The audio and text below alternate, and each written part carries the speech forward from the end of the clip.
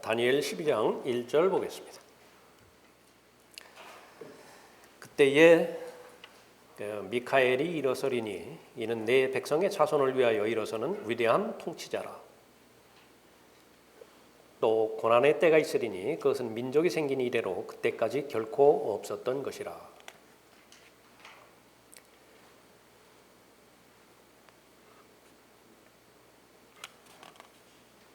그때에 미카엘이 일어서리니 할 때 그때에는 계속해서 11장에서 이어지고 있는 대환란 때를 말하는 것이죠. 11장 40절에서 마지막 때에 그렇게 언급하고 있습니다. 대환란 7년을 둘로 나눌 때 후반부 3년 반을 대환란이라고 그랬죠. 그때의 중간 시점에서 적그리스도가 모든 일에 있어서 자기 뜻대로 행할 것입니다.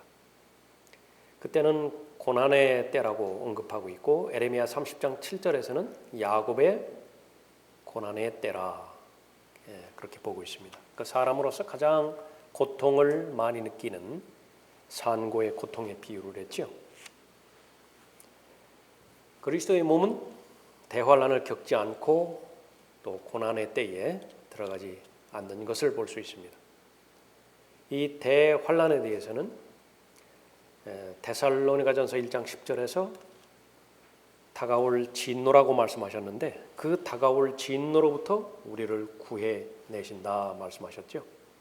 그분이 누구시냐 그러면 바로 예수 그리스도이십니다. 그 예수 그리스도께서 하늘로 오심을 기다리고 있는 사람이 바로 그리스도인입니다. 데살로니가전서 5장 9절에서도 이는 하나님께서 우리가 진노를 받도록 정해놓으신 것이 아니라 우리 주 예수 그리스도를 통하여 구원을 받게 하셨기 때문이라. 또 데살로니가후서 1장 8절에서 하나님을 알지 못하는 자들과 우리 주 예수 그리스도의 복음에 순종치 아니하는 자들을 불길 가운데서 벌하시리니 이런 자들은 주의 임재와 그의 능력의 영광으로부터 떠나 영원한 멸망의 형벌을 받게 될 것이라. 교회는 대환란 직전에 들림받아서 구원받게 됩니다. 미카엘이 나오죠. 그때에 미카엘이 일어서리니 영적인 세계에서 활동하는 천사들의 다니엘에서 많이 언급했었죠. 천사장 미카엘, 다니엘 10장 13절에서는 최고 통치자들 가운데 하나인 미카엘이라 그렇게 기록하고 있습니다. 천사들은 통치자들인 천사들이 있는 것이죠. 미카엘은 이스라엘의 통치자예요. 영적으로 이스라엘을 통치하는 영적 세계의 통치자입니다. 대환란 때에 요한계시록 12장 7절에서는 마귀와 싸우지요. 또 하늘에 전쟁이 있으니 미카엘과 그의 천사들이 용을 대항하여 싸우고 용과 그의 천사들도 싸우나 그들이 이기지 못하여 하늘에서 더 이상 있을 곳을 찾지 못하더라.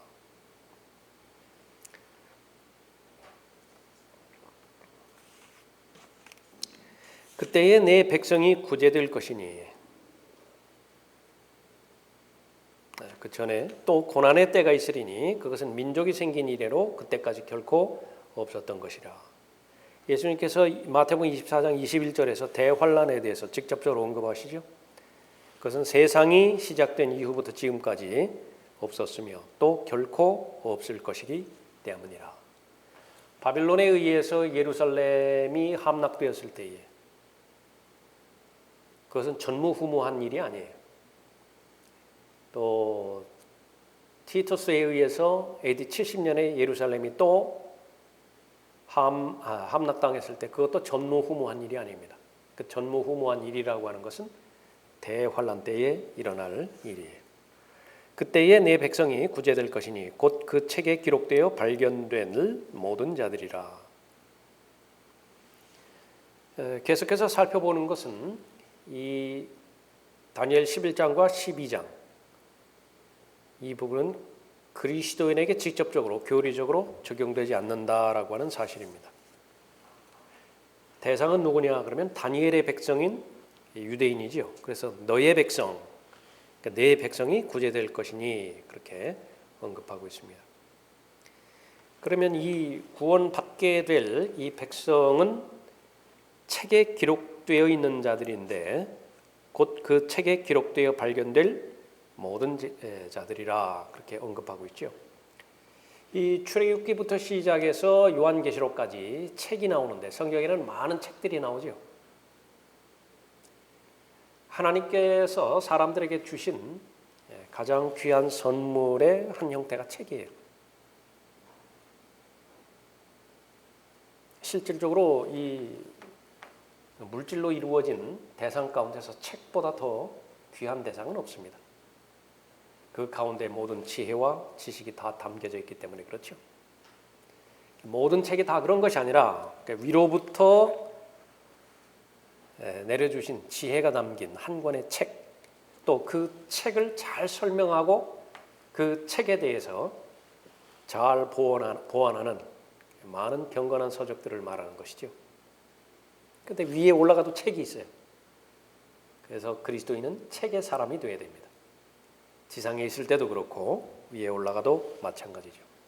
그 많은 책들 가운데서 말라키 3장 16절에서 말하는 한 기념의 책이라고 불려지는 책이 있어요. 또 생명 책이라고 불려지는 책이 있죠. 그런 그 책들에게는 이름이 기록되어 있는데 두 가지로 크게 나누어서 우리가 살펴봅니다. 그리스도인들이 구원받을 때에 생명의 책에 기록되어 있는데 한번 기록된 그 책은 그 이름은 결코 지워지지 않습니다. 어떤 것으로도 위협받지 않아요. 그러나 요한계시록 3장 이후에 보면 어떤 사람의 이름은 그 책에 기록되었다가 지우겠다라고 하는 위협이 있죠. 또 요한계시록 22장에서 보면은 하나님의 말씀에 손을 대면은요 자신의 부분에 해당되는 것이 지워버릴 수 있어요. 그러나 그 교리적으로 그리스도인은 거기에 해당되지 않습니다. 행위로 말미암아서 구원받는 사람들, 다시 말하면 율법 아래서의 유대인들, 대환란 기간 동안의 그 유대인들, 다니엘의 백성들이죠. 해당되는 것입니다. 그래서 그 이름이 지워지지 않기 위해서는 적그리스도의 형상에게 절하지 말아야 돼요. 끝까지 절하지 말아야 됩니다. 적그리스도를 경배해서도 안 되고 적그리스도의 표를 받아서도 안 되는 것입니다. 그렇게 될 때에 이 유대인들은 이기는 사람이 돼요. 재차 반복되는 부분이지만 그리스도인이 이긴다라고 하는 것은 행위로 입증해서 이긴다라고 하는 평가를 받는 것이 아니라 구원받을 때에 이미 이긴 자가 되는 거죠. 예수 그리스도 안에 있기 때문에 그런 것입니다. 2절에 땅의 흙 속에 잠자는 많은 사람들이 깨어날 것이며 얼마는 영원한 생명을 얻겠고 얼마는 수치와 영원한 모욕을 받으리라. 두 가지 부활에 대해서 언급하고 있습니다. 사두개인들은 이 두 가지 부활에 대해서 모두 거부를 했죠. 바울은 구원받기 이전에 바리새인이었기 때문에 구원받지 못했음에도 불구하고 두 부활을 다 믿었던 것입니다. 하나는 의인의 부활이 있고 하나는 악인의 부활이 있어요. 모두가 다 행위와 관련된 부활인 것이죠. 근데 이 고린도전서 15장을 통해서 바울에게 또 알려주신 부활 하나가 있는데 그것은 죽은 자들로부터의 부활이에요. 죽은 자들의 부활이 아니라 죽은 자들로부터의 부활이라고. 첫 번째 부활은 세 가지로 이루어졌죠. 첫 열매들, 또 추수, 이삭 죽기. 그런데 이 첫 부활이 요한계시록 20장에 의하면 천년왕국이 시작되기 전에 일어나는 것입니다. 다 성취가 되는 것이에요. 그래서 첫 부활에 참여하는 자는 모두가 다 천년왕국에서 통치자로서 예수 그리스도와 함께 통치하는 것이죠. 그래서 유대인들이 알았던 일반적인 부활, 그것은 요한계시록 20장에서 언급하고 있는 큰 백보자의 심판 앞에 모든 죽은 자들이 일어나는 부활이죠. 그 일반적인 부활입니다. 그 일반적인 부활 앞서서 죽은 자들로부터의 부활이 이루어진다라고 하는 사실을 아는 것입니다. 그래서 이 의로운 자들의 부활은 세 단계가 있다라고 하는 사실을 다시 한번 확인을 하죠. 그 순서가 있는데 제일 먼저 첫 열매들이고요. 그 다음에 추수이고 그 다음에 익삭죽기입니다. 그래서 이 두 부활 사이에 천년간 간격이 있게 되어지는 것입니다. 그래서 첫 번째 부활은 그리스도의 천년 통치가 시작되기 이전에 이루어지는 것이죠. 요한계시록 20장 4절에서 또 내가 보좌들을 보니 그들이 그 위에 앉았는데 심판이 그들에게 주어졌더라. 또 예수에 대한 증거와 하나님의 말씀으로 인하여 목배임을 당한 사람들의 혼들도 보았는데 그들은 그 짐승에게나 형상에게 경배하지 아니하였을 뿐만 아니라 그의 표를 그들의 이마 위에나 손에도 받지 아니하였더라. 그러므로 그들은 살아서 그리스도와 함께 천년을 통치하더라.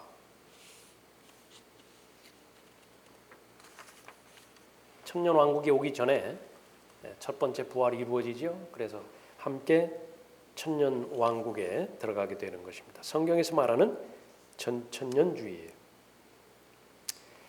이 전천년주의를 배격한 모든 교리들, 후천년주의 교리이고 무천년 교리이죠. 이것은 성경 자체에서 그것은 어리석다라고 이미 평가를 해버렸습니다. 디모데후서 2장 18절에서 그들은 진리에 관해서는 정도를 벗어나서 부활이 이미 이루어졌다고 말하여 어떤 사람들의 믿음을 뒤엎고 있느니라. 사람의 믿음을 뒤엎고 있는 교리는 지옥으로부터 어떻게 구원받을 것이냐, 구원받는 믿음에 대한 교리뿐만이 아니라 천년 왕국 때에 어떤 형태로 통치할 것이냐라고 하는 그 믿음까지도 포함된 것이죠. 디모데후서 2장 18절에서는 믿음을 뒤엎고 있는 사람들이 있어요. 그 교리는 무엇이라고요? 부활이 이미 이루어졌다고 말하는 거예요. 이 부활은 에베소서 2장에서 말하는 죽은 영이 다시 살아나는 거듭나는 부활에 제한시켜버렸기 때문에 그렇습니다. 그러니까 몸의 부활을 믿지 않는 것입니다.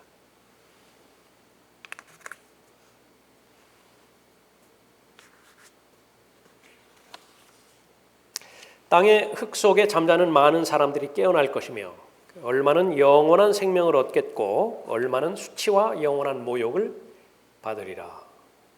직접적으로는 유대인들에 관해서 말씀하고 있는 부분이죠. 유대인들이 선을 행한다면 믿음이 아니라 행함입니다. 선한 일들을 행했다고 한다면 생명의 부활 때 나오는 거예요. 반면에 악을 행했다고 한다면 저주의 부활 때 나오는 것이죠. 요한복음 5장 29절에서 말씀하십니다. 선을 행한 자는 생명의 부활로, 악을 행한 자는 저주의 부활로 나오리라. 그러니까 요한복음 5장에서 언급된 이 부활에 대한 교리는요, 향상된 계시가 아니에요. 그러니까 향상된 계시는 고린도전서 15장에서 발견할 수 있는 것이죠. 그래서 요한복음 5장 29절에서 언급하고 있는 이 부활, 생명의 부활이라든지 저주의 부활이라든지 이러한 부활은 그리스도인과는 관계가 없는 것입니다. 이 생명의 부활과 저주의 부활은 그리스도인의 생애 가운데서는 일어나지 않는 것이죠. 그래서 그리스도인이 구원받는 것은 행위에 의해서 구원받는 것이 아니기 때문에 부활 역시 마찬가지입니다. 행위와 무관하게 부활하는 것입니다. 그래서 대환란에서의 구원은 지금 현재 우리가 받고 있는 구원과는 다른 구원이에요. 다니엘 12장에서 나오는 부활, 요한복음 5장에서 나오는 부활, 이것은 불완전한 계시라고 하는 사실을 우리가 알아야 됩니다. 이 음보에 대한 교리도 마찬가지죠. 구약에서는 사람이 죽으면 어떻게 될 것이냐, 그러니까 선한 사람이 죽든 악한 사람이 죽든 음부로 내려간다는 사실밖에는 몰라요.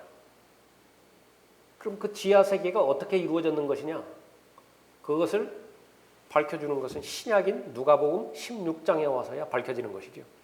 그것은 두 부분으로 나누어져 있다라고 하는 사실을 아는 거예요. 그러니까 그것을 기점으로 해서 더 계시가 더해지면 더해질수록 이 지하 세계는 어떻게 이루어진 것이냐. 낙원에 대한 교리도 마찬가지죠. 더 향상된 계시가 주어지는 것입니다. 향상된 계시라고 하는 것은 이전에 계시된 내용과 충돌이 없어야 돼요. 서로 충돌이 되지 않습니다. 계속 보완해 나가는 것이죠. 부활도 마찬가지입니다. 다니엘 12장에서 부활이 나오고 요한복음 5장에서 부활이 나오는 것인데 이것은 불완전한 계시다라고 하는 것입니다. 그럼 완전한 계시는 어디에서 결정되는 것이냐? 요한계시록 20장에 그게 순서가 정확하게 계시되어 있는 것이죠. 그래서 이 시대의 교회 시대에 거듭난 하나님의 자녀에 해당되지는 부활은 고린도전서 15장과 데살로니가전서 4장에 나와 있습니다.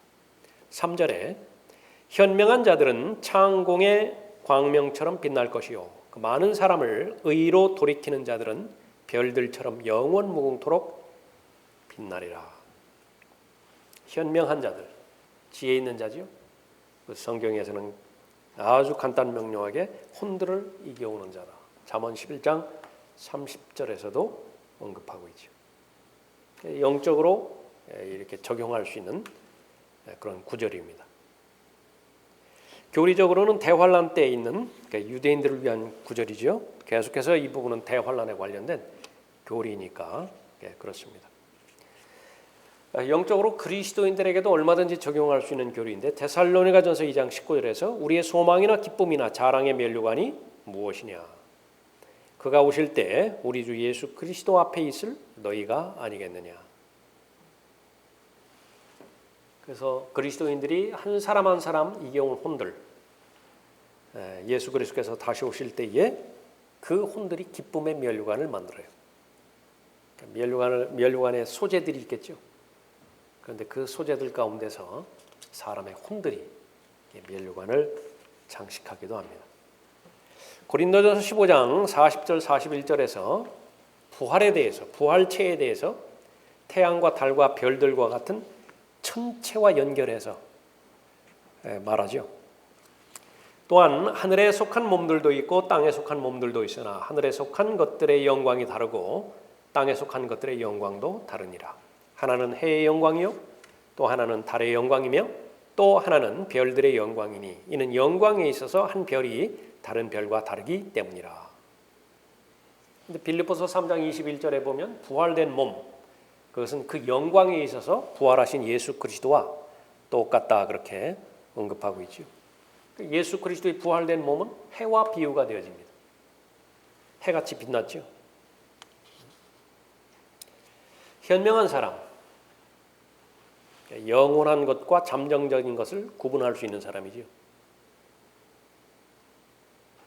그러면 영원한 것과 잠정적인 것을 구분한 것을 결정짓는 요인은 무엇이냐 그러면 다름 아닌 투자예요. 두 가지 투자해야 됩니다. 하나는 시간이고요, 하나는 돈이에요. 근데 무엇이 영원한 것인지 무엇이 잠정적인 것인지 안다고 하는데 거기에 시간을 내지를 않아요. 거기에 돈을 쓰지를 않아요. 그러면 그것은 아는 거 아니에요. 그냥 계속 몽상만 갖고 있는 것이. 그러나 현명한 그리스도인은 잠정적인 투자에 머무르지 않고 영원한 것에 투자를 하는 것이죠. 영원한 것이 무엇이냐? 혼이에요. 영원한 것. 하나님 영원하죠. 하나님의 책, 성경 영원하죠. 사람의 혼 영원하죠. 그 외의 것은 다 없어져 버린다. 나머지 것은 다 불타버리는 것입니다. 그 주석에서 그 조나 라이스의 이 구령에 대한 좋은 설교를 그렇게 소개를 하죠. 특별히 부정적인 면에서 구령하지 않는 그리스도인들이 저지르는 7가지 불순종에 대한 그 내용입니다. 그 제목들만 살펴보면 하나는 구령하지 않으면 예수 그리스도께서 하늘에 오르시기 전 자신의 교회에 명령하신 마지막 명령, 그 위대한 명령, 지상 명령이라고 하죠. 그 명령에 불순종하는 죄를 짓는다. 두 번째로는 불행하지 않으면 그리스도에 대한 사랑의 결핍을 보여주는 것이죠. 마음을 다해서 하나님 사랑한다고 모두가 다 고백은 하는데 입증하는 것은 불행하는 것이죠. 세 번째는 불행하지 않는 자는 그리스도를 따르지 않는 것이다. 왜냐하면 사람을 낳는 업으로 만들어주겠다고 말씀하셨는데 따라가지 않는 것이라 언급하는 거죠. 네 번째로는 불행하지 않는 자는 그리스도 안에 거하지 않는 자이다. 구원을 말하는 것이 아니라 교제를 말하는 것이죠.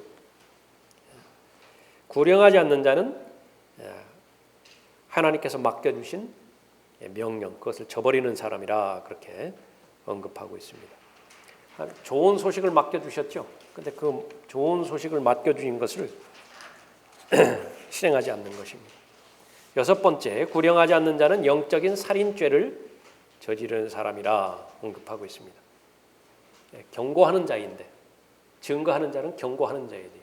무엇에 대해서 경고하는 것이냐? 두 가지 경고하죠. 지옥에 대해서 경고를 해야 되고요. 또 하나는 부활하신 주님에 대해서 증거를 해야 되는데 그래야 사람이 살죠. 그 소리를 듣고. 그러나 그 부분들을 행하지 않는다고 한다면 바로 영적인 살인죄를 저지르는 것이라. 일곱 번째로는 구령해하지 않는 자는 본문에 있는 것처럼 어리석은 자이다. 그렇게 언급하고 있습니다. 4절 보겠습니다. 그러나 너 다니엘아, 마지막 때까지 그 말씀을 닫고 그 책을 봉하라. 그때에는 많은 사람이 이리저리 달릴 것이요 지식이 증가하리라 하더라. 요한계시록 5장에서도 그 책이 한 권 나오는데 예수 그리스도께서 그 책을 여시는 것을 볼 수 있죠. 또 내가 보좌에 앉으신 분의 오른손에서 한 권의 책을 보았는데 안팎으로 기록되었고 7인으로 봉해졌더라. 다니엘 책일 수도 있고요. 요한계시록 책일 수도 있고 그렇지 않을 수도 있습니다. 그러나 그 책이 어떤 책인 건 간에 분명한 사실은 교회가 휴거된 다음에 이 봉인된 내용이 풀린다는 사실이에요.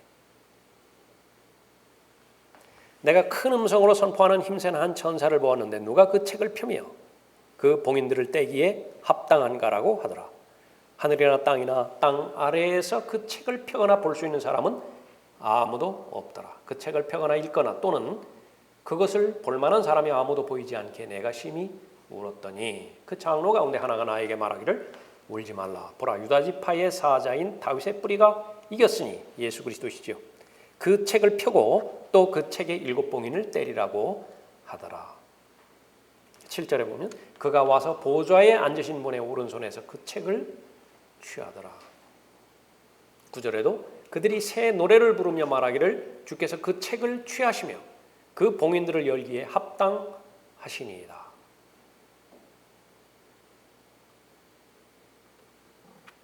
다니엘 12장 1절의 말씀과 또 요한계시록 4장 1절의 말씀은 지금 계시해 주시는 진리가 있고요. 교회가 들림 받고 난 다음에 대환란 때에 계시해 주시는 진리가 있어요.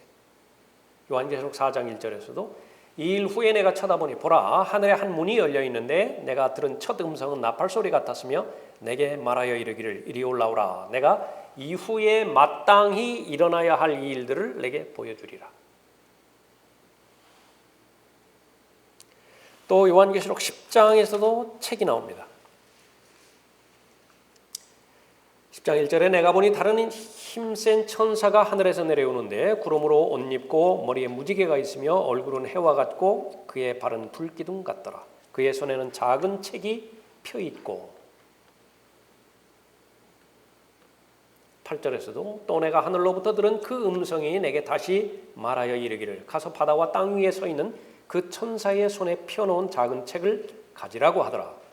그래서 내가 그 천사에게 가서 그에게 말하기를 그 작은 책을 내게 주소서라고 하였더니 그가 나에게 말하기를 집어서 먹어버리라. 내 배에는 쓰겠지만 내 입에는 꿀처럼 달 것이라 하더라.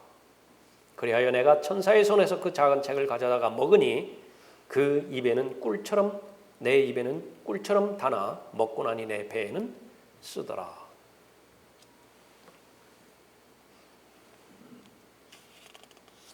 어쨌든 이 책은 대환란 때 열리는 것입니다.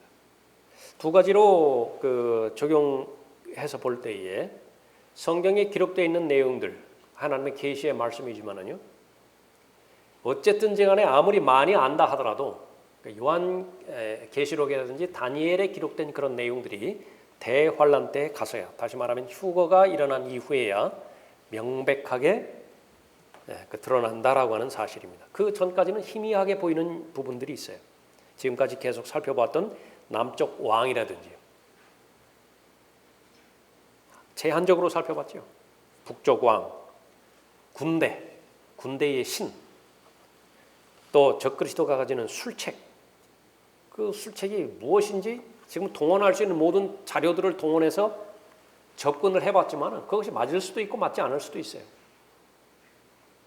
또 맞는다 하더라도 그것이 명확하게 본질까지는 접근하지 못할 수 있는 것이죠. 거룩한 언약이라든지. 또 하나는 이 요한계시록 10장에 나와 있는 것처럼 입에는 달지만은 배에는 쓰다라고 하는 사실입니다. 하나님의 말씀에 대한 정의예요. 하나님의 말씀을 잘 깨우쳐 공부하고 배우고 그럴 때는 너무나 좋다고요. 씨 뿌리는 자의 비유에서도 나오죠. 그러나 그 씨가, 말씀에 의한 씨가 열매를 맺기 위해서는 반드시 통과해야 되는 과정이 있는데 인내라고 그랬죠. 인내는 달지 않다고. 그건 쓴맛이에요. 교리적으로 보면 육신을 쳐서 복종시킬 때에만이 자신의 마음 안에 떨어진 말씀의 씨가 열매를 맺게 되는 것입니다. 자신의 욕정과 정욕을 십자가에 처리할 때에만이 거룩하신 하나님의 말씀이 열매를 맺게 되어지는 것이죠. 그럼 이제 영원한 거예요. 말씀이 진리가 되어지는 것입니다. 그때에는 많은 사람이 이리저리 달릴 것이요 지식이 증가하리라 하더라 그랬습니다. 자, 마지막 날들이 반드시 오게 될 텐데 유대인에게 해당되는 교리적인 마지막 날들이 있죠. 마지막 때가 있어요. 또 교회에 해당되는 마지막 날들이 있습니다. 교회에 해당되는 마지막 날들이 주어졌을 때에 특히 이 지식에 대한 경고를 바울을 통해서 알려주셨어요. 이 부분은 너무나 중요한 교리예요. 지식이 증가하리라. 이것은 다분히 부정적인 의미예요. 지식이 증가하는데 이것은 하나님과 관련된 지식이 아니에요. 하나님을 영화롭게 하고 또 하나님과 동행하는데 어떠한 도움도 되지 않아요. 그런데 그런 지식이 무슨 철학과 다른 이교도 종교와 과학이라든지 인문학이라든지 이런 것에만 있는 것이냐? 정작 이 마지막 날들에 대한 지식에 관한 경고를 바울이 했을 때 그것은 성경과 직간접적으로 관련이 있다라고 하는 사실입니다. 몇 가지만 살펴보면 고린도전서 8장 1절에서 우상들에게 바쳐진 것들에 관해서는 우리 모두에게 지식이 있음을 알거니와 지식은 교만하게 하지만 사랑은 세워주느니라. 이 사실을 잊지 말아야 됩니다. 지식 자체는요 어떤 사람이든지 교만하게 만들어요. 그러면 그 지식이 지혜가 되고 명철이 되기 위해서는요 거기서는 반드시 사랑 안에서 진리를 말할 수 있어야 돼요. 그러면 세워지는 거예요. 그 지식이. 그래서 무엇을 알았다라고 하는 사실은 육신을 가지고 있는 사람의 입장에서는 교만하게 만들 수 있는 것입니다. 그러나 지식은 어쨌든 간에 지식이 있으면 그 사람에게 권위가 주어지는 거예요. 그냥 평범한 사람이 말한 거하고 박사 학위가 있는 사람이 말한 거하고 언론이 보도하는데 차별을 두지요.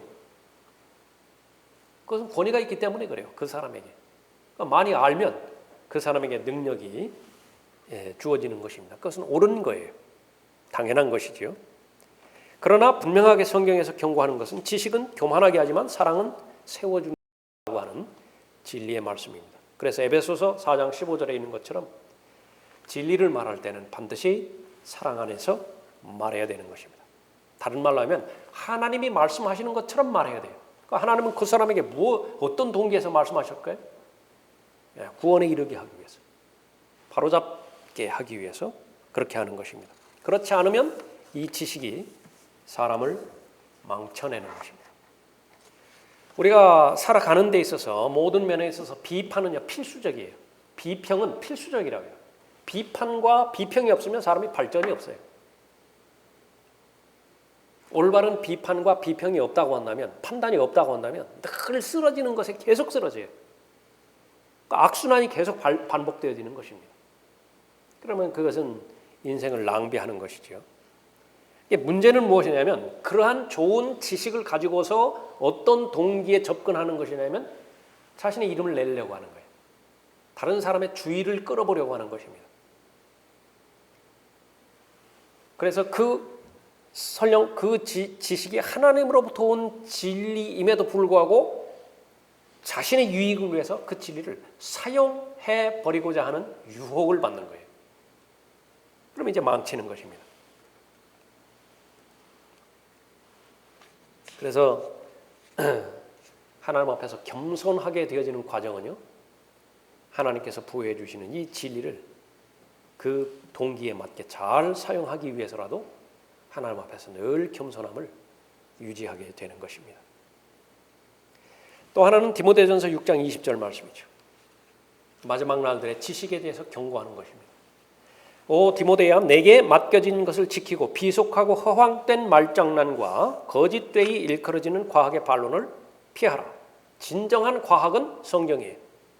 욥기를 비롯해서 잠언이라든지 하늘과 땅이 어떻게 창조가 되었어요? 성경에만 나와 있잖아요.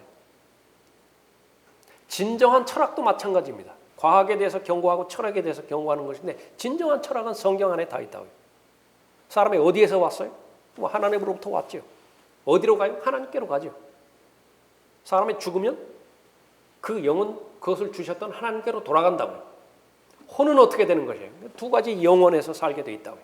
영원한 하늘나라에서 살든지 영원한 지옥에서 거하든지. 와서 갈 때까지 이 지상에 사는 동안의 삶의 의미는 무엇이에요? 하나님과 동행하는 것이라고요. 자신을 창조하신 하나님과 동행하면서 하나님을 더 알아가고, 하나님을 알아가면 알아갈수록 자신에 대해서 더 잘 알아가겠죠. 그런데 그 모든 지식은요, 주를 두려워하는 것으로부터 시작된다라고 사람의 혼을 창조하신 지식의 원천이신 하나님께서 말씀하고 있는 것입니다. 그럼 그 참된 지식은 어디에서 끝나는 것이냐? 예수 그리스도 안에서 완성이 돼요. 예수 그리스도 안에 모든 지혜와 지식이 다 감춰져 있기 때문에 그런 것이죠. 그러면 예수 그리스도는 어떠한 능력이 있는 것이냐? 예수 그리스도는 어떠한 과학의 도움이 없이도 죄인의 혼을 구원하실 수 있죠. 영원한 생명을 주시는 것입니다. 무슨 유전자를 조작해가지고서 영원한 생명을 얻는 것이 아니라 그러니까 예수 그리스도 안에 영원한 생명이 있어요. 또 예수 그리스도는 과학의 도움 없이 모든 성도의 필요를 다 공급하실 수 있습니다. 돈이 필요해요? 돈 공급해 주십니다. 지혜가 필요해요? 하나님의 위로가 필요해요? 모든 필요를 다 공급해 주실 수 있는 것입니다. 자신 있게 말씀하셨죠. 무엇이든지 필요하다면 구하라고, 기도하라고. 그러면 받을 것이라고 말씀하셨습니다. 더 나아가서 과학의 어떠한 도움도 없이 초자연적인 실제적인 영적인 실체인 몸을 주실 거예요. 요한일서 3장에서 빌립보서 3장에서 고린도전서 15장에서 약속하고 있죠. 그것이 바로 예수 그리스도이십니다. 디모데후서 3장 7절이 그 다음 경고의 말씀인데 항상 배우나 진리의 지식에는 결코 이를 수 없느니라. 성경에 관련돼서 말씀하고는 거예요. 성경에 관련돼서 항상 배우는데 진리의 지식에 결코 이를 수 없어요.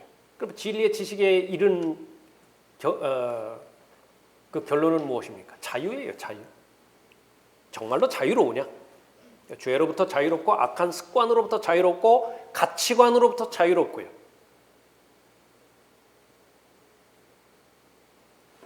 사람들로부터 자유롭고. 그런데 계속 배우기는 배우는데 계속 종속돼 있어요. 아무리 많이 배운다 하더라도 종속되어 있으면 그것을 억압하는 자의 노예예요. 그것이 죄가 될 수도 있고요. 죄를 지으면 죄의 종이 되는 것이죠. 누군가로부터 정복을 당했다. 정복당한 사람의 특징은 늘 눈치를 보죠.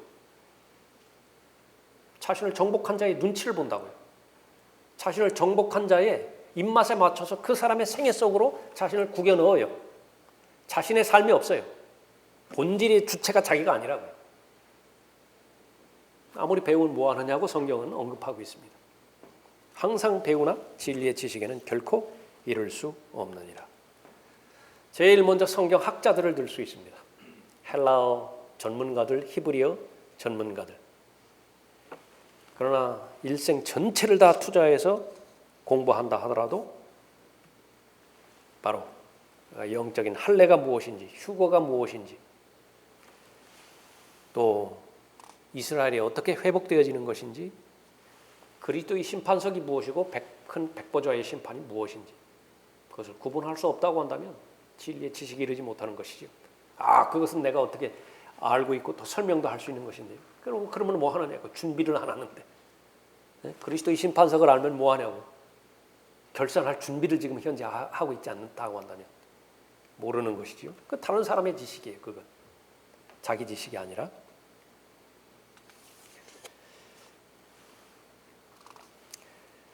자, 마지막 시대의 사람들은 지식을 얻고자 항상 배우느라 이리저리 달린다 그랬죠. 12장 4절에서 그러나 다니엘아 마지막 때까지 그 말씀을 닫고 그 책을 봉하라. 그때에는 많은 사람이 이리저리 달릴 것이요 지식이 증가하리라. 그 락만 목사님의 조사에 의하면요, 1900년까지는 지식이 매 세기마다 2배로 증가했다고 그래요. 그러니까 100년이 걸리면은 그 전까지의 지식의 2배가 된 거예요. 그러다가 1945년까지는 25년마다 2배가 되었어요.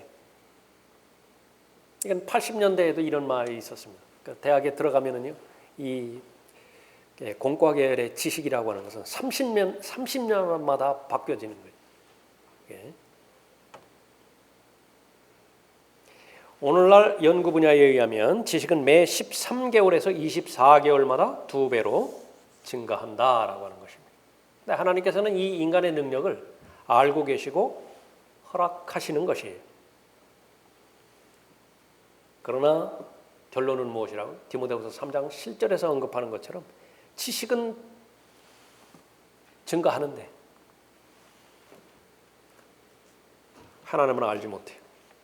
그것이 마지막 날들의 큰 특징들 가운데 하나라 그렇게 언급하고 있습니다. 자, 오늘은 여기까지 하겠습니다.